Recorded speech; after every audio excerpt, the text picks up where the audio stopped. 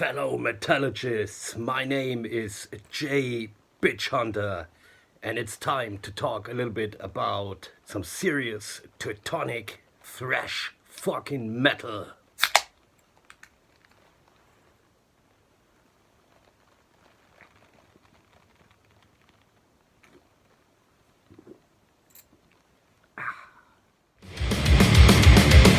Machine gun fire ringing from war infested tears. We stand and run but torn apart. This newborn that will never see. Good evening. I don't know who that guy was, but he was totally right. We're talking about Sodom's new album, The Arsonist. The album was released last week on June 27th through SPV Germany. I'm sure you can get it in the United States as well. It is their 16th studio album. So I'm not counting the first mini LP, I'm not counting recordings, I'm not counting live albums. So it's their 16th album. The lineup is Tom Angelripper, of course, on bass and vocals. We had the return of Frank Blackfire a couple of years ago on guitar. We have a new guitar player, so they are a four-piece now in Jörg Segatz. And on drums we have Tony Merkel. This is their second album in that lineup after 2020's Genesis 19. So I'm not counting 40 Years at War because, yeah, that came out in 2022, by the way. So The Arsonist starts with a short intro called The Arsonist. It quickly changes over to the first song called Battle of Harvest Moon. It starts with a Slayer riff, but it changes to a typical Sodom thrasher. Tom Angelripper sounds pretty grim and fierce on that song. For the first time they use gang shouts in that song. So, a 1-2 punch. The next song is Trigger Discipline. That was the first single of the album, and it's a fast ripping song. Tom Angelripper screams like Tom Araya on that song. A really pissed off Tom Araya. I love it now. When I first heard it, I was skeptical, but in the context of the album, it makes total sense.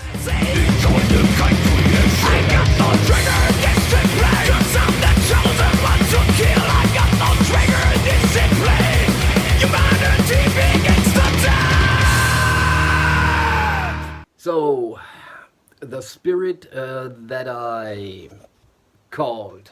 Third song. Another fast ripper, an up-tempo thrasher, typical Sodom style, and the album goes on like that. We have a song called Witch Hunter, of course, that was the second single of the album, and it's a tribute to their late drummer Chris Witch Hunter. So yeah, it shows the dark side of Witch Hunter.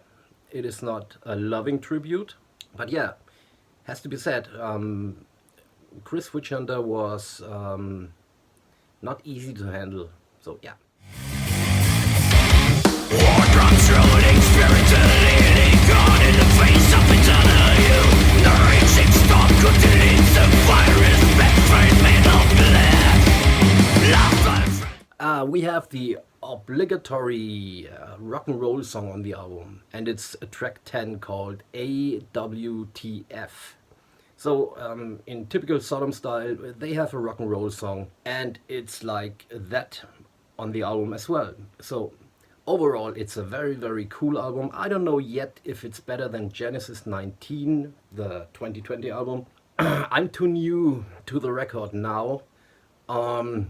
It has everything on the album that Sodom did in their more than 40 years of a career. It even has some punk leanings, like the stuff they did in the mid to late 90s. So punky stuff on the album as well.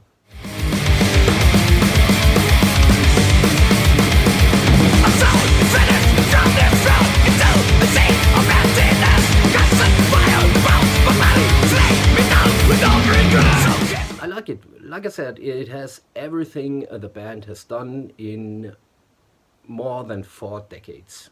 The sound of the album. The album was recorded on tape, reel-to-reel tape. That was quite expensive from what I've heard. And they recorded the guitars with microphones, so very much a live setup. And you can hear that. You can hear it does sound like a modern production, but if you listen closely, you can hear the air moving between the microphone and the instrument, and that is what I like.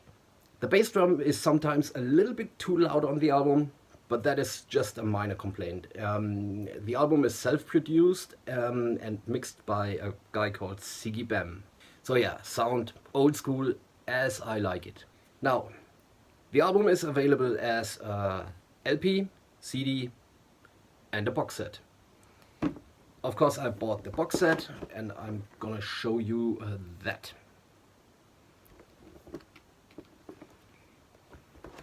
I had to get the box set. I'm collecting Sodom fucking box sets. It has, of course, it has the album as a double LP. Great photo on the inside. Comes with printed inners with all the lyrics and of course a thrash metal photo collage. So double LP to listen at home. We have the cassette version of the album. You can listen to on your Walkman if you still have one. I know a couple of people who still have Walkmans. You've got the Digipack CD. CD is in the CD player right now because I have done my homework. So the CD is for guys like me who have a CD player in the bathroom. So when I'm taking a dump, I can listen to the Arsonist. It has a photo card with a little advertisement for the album, a sticker, a woven patch, a huge poster of the cover artwork, which I think is good, not as good as the last two, but it's a very cool artwork. Makes sense on the album. And it has a 5-song live EP, recorded all over the world from what I know. It looks like that. It has the songs Friendly Fire, Equinox from Obsessed by Cruelty, Body Parts, Glock and Roll, and The Conqueror. So yeah, there you go. That's what you get in the box set. So final thoughts. We don't know yet. So Sodom are taking a break now. And they have no plans, no time schedules whatsoever. Tom Angelripper has to sort out some things with his health. And they have no plans to come back. We don't know yet if this would be the last Sodom album. It is a good one. From my point of view now, I've listened to it a couple of times. Maybe it grows on me.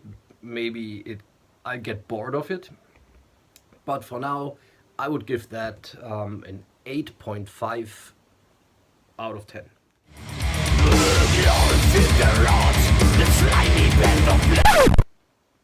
Now you heard what that poser guy said. Go out, buy the album, because the sin of Sodom is the sign of evil.